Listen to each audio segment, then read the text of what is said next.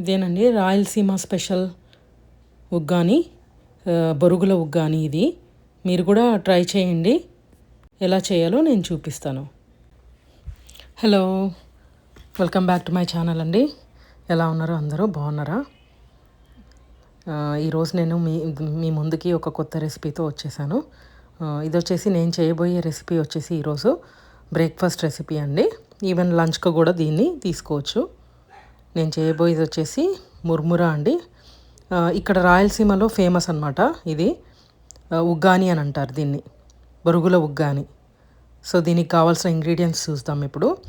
పప్పులు తీసుకోవాలండి. ఇది ఒక 4 టేబుల్ స్పూన్స్ పప్పులు. గ్రీన్ చిల్లీస్ వచ్చేసి ఒక 5 తీసుకోవాలండి.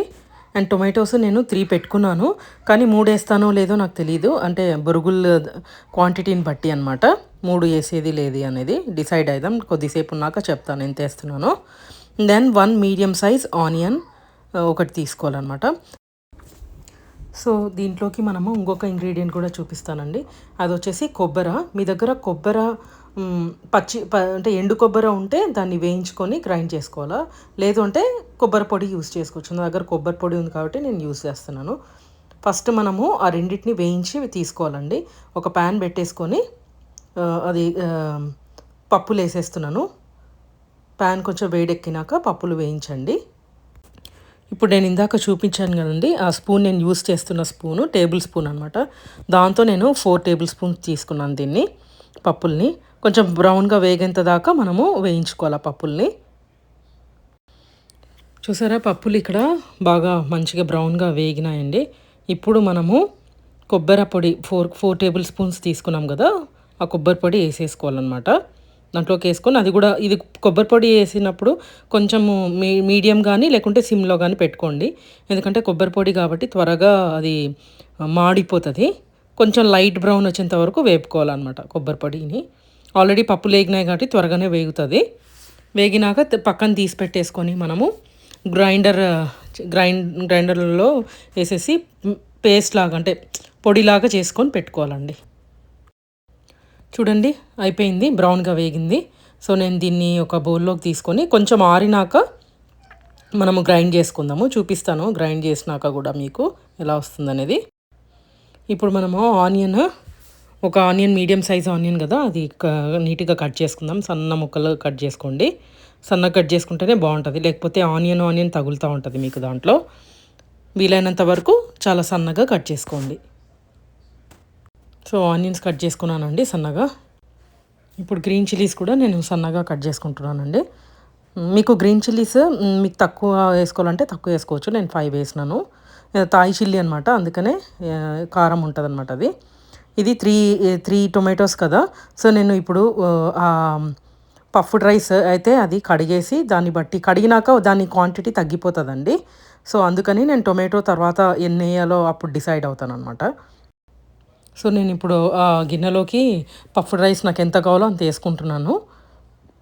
ఇది 400 గ్రామ్స్ అండి పఫ్ రైస్. అంటే అర్ధ కేజీ కంటే చాలా తక్కువ, 100 గ్రామ్స్ తక్కువ. మీరు దాంట్లోకి మీరు ఇంట్లో పీపుల్ని బట్టి మీరు వేసుకోవచ్చు అనమాట. ఒక 3-4 పీపుల్ ఉన్నారంటే హాఫ్ కంటే ఎక్కువ వేసుకోవచ్చు. నేను ఇప్పుడు హాఫ్ వేసుకున్నాను అనమాట. హాఫ్ వేసుకొని అది మంచిగా కడిగి వాటర్తో బాగా కడగాలండి. వాటర్తో కడగకపోతే మట్టి ఉంటుంది. కడిగినాక మీకు చూపిస్తాను నేను ఎలా ఉంటుంది అనేది. చూసారా, నేను వాటర్లో వేసి కడిగాను, మళ్ళీ సెకండ్ టైం వాటర్లో వేసానండి. అలాగొస్తుంది, మెత్తబడుతుంది అనమాట. ఆ స్ట్రెయినర్, నేను చూపించే స్ట్రెయినర్ మీ ఇంట్లలో ఉంటుంది. అలాంటి స్ట్రెయినర్ ఏదైనా పర్లేదు, అవి బయటికి రాకుండా ఉండే స్ట్రెయినర్ని యూస్ చేసుకోండి స్ట్రెయిన్ చేసేటప్పుడు. ఇదిగోండి, నేను స్ట్రెయిన్ చేసుకున్నానండి. వాటర్ అంతా తీసేయాలా బాగా. వాటర్ పోయినాక మీరు ఒక గిన్నెలోకి ఏదైనా బేసన్ ఉంటే దాంట్లోకి వేసేసుకోండి. ఇదిగోండి, వాటర్ అన్నీ డ్రైన్ అయిపోయింది. ఇప్పుడు మనము అది వేయించి పెట్టుకున్నాం కదా పప్పులు, దాన్ని గ్రైండ్ చేయాలండి. గ్రైండ్ చేసి చూపిస్తాను. ఇదిగోండి, గ్రైండ్ చేశాను. పేస్ట్ మెత్తగా అయిపోయింది, అంటే పొడి.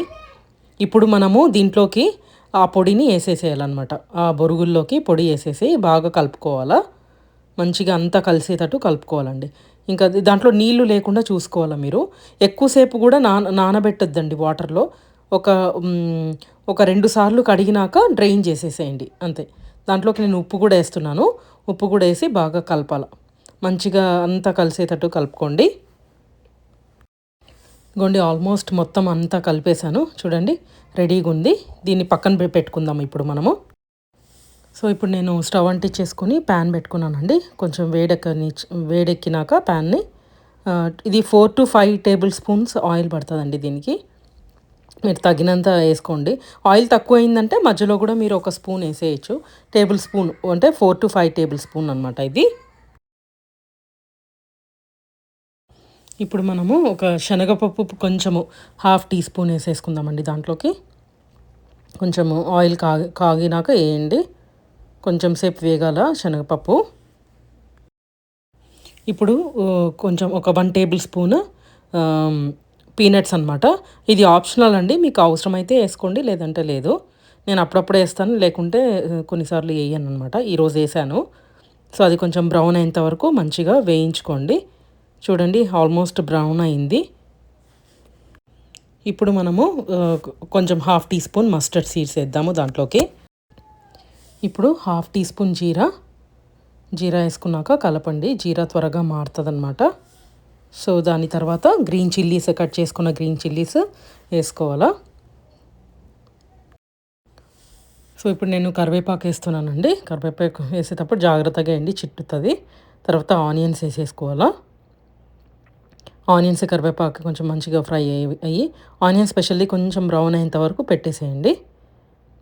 ఆనియన్స్ బ్రౌన్ అవ్వటానికి మనము కొంచెము ఉప్పు వేస్తున్నాను నేను ఇక్కడ. ఉప్పు వేసుకోండి. మేబీ ఒక 1/2 teaspoon or less than 1/2 teaspoon మీరు వేసుకోవచ్చు అనమాట. మనం ఎందుకంటే అందులో కూడా ఉప్పు వేసాం కదా బొరుగుల్లో కూడా కలిపేటప్పుడు. సో ఉప్పు చూసి వేసుకోండి ఎంత కావాలో. సో ఇక్కడ నేను టొమాటోస్ చూపిస్తున్నాను కదండి. 2.5 టొమాటోస్ తీసుకున్నాను. 3 ఉండే కదా చూపించినప్పుడు. సో 2.5 తీసుకున్నాను అనమాట నేను. అది కట్ చేసుకొని పెట్టుకున్నాను. మీరు కూడా మీకు తగినంతగా మీరు ఆ బొరుగుల్ని బట్టే టొమాటోస్ ఎన్ని యాడ్ చేయాలనేది డిసైడ్ చేస్తామన్నమాట. సో ఇప్పుడు నేను పసుపు వేస్తున్నానండి. 1/2 టీ స్పూన్ పసుపు వేసుకోవాలా. కొంచెం పసుపు వేసినాక మంచిగా తిప్పుకోండి. చూసారా ఇది ఆల్మోస్ట్ బ్రౌన్ అయిపోయిందండి. ఆనియన్స్ కూడా మంచిగా బ్రౌన్ అయింది. ఇప్పుడు మనము టొమాటోస్ వేసేసుకుందాం దీంట్లోకి. టొమాటోస్ వేసుకొని బాగా మంచిగా కలుపుకోండి. సో ఇప్పుడు కొంచెం మగ్గిందండి టొమాటోస్. ఇప్పుడు నేను కొంచెము ఒక 1/2 టీ స్పూన్ ఉప్పు వేస్తున్నాను అనమాట. కొంచెం నీళ్ళు వస్తాయి. ఒకవేళ టొమాటోస్లో ఇంకా నీరు ఉంటే ఇంకా వస్తాయి అన్నమాట ఉప్పు వేస్తే. కొంచెం మంచిగా తిప్పేసుకోండి.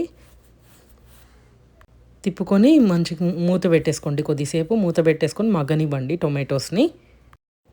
ఇప్పుడు ఇక్కడ చూస్తున్నానండి మూత తెరిచి కొంచెం బాగానే మెత్తబడింది.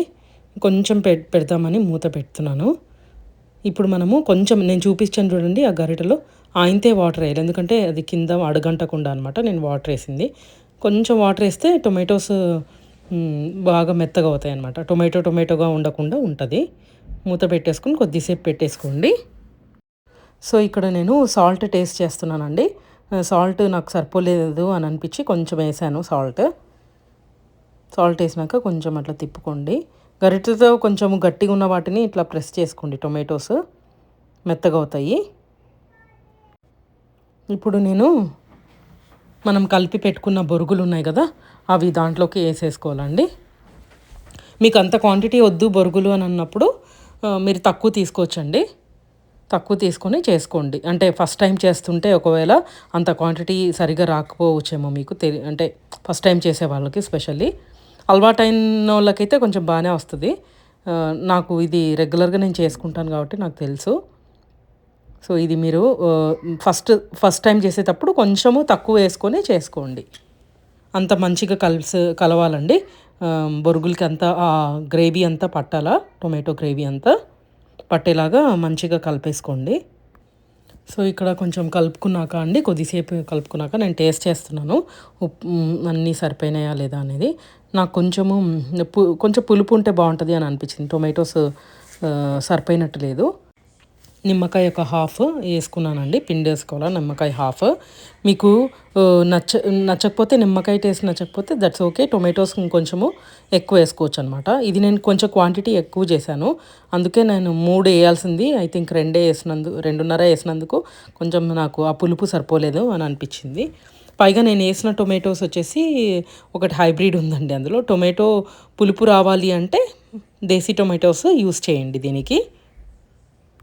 సో ఇంకా కొద్దిగా నేను అది నిమ్మకాయ పిండాను కాబట్టి కొంచెం అట్లా కలిపి మూత పెట్టేశాను. కొన్ని వేడి వేడి బొరుగుల ఉగ్గాని రెడీ అయిపోయిందండి. చాలా బాగా వచ్చింది. రుచి చూస్తున్నాను నేను ఇప్పుడు ఎలా వచ్చిందనేది. మీరు కూడా ట్రై చేయండి. చాలా చాలా బాగా వస్తుంది, చాలా చాలా బాగుంటుంది. ఈ బొరుగుల ఉగ్గాని చాలా ఫేమస్ అండి రాయలసీమ సైడ్. సో మాకు ఇది అలవాటు బాగా.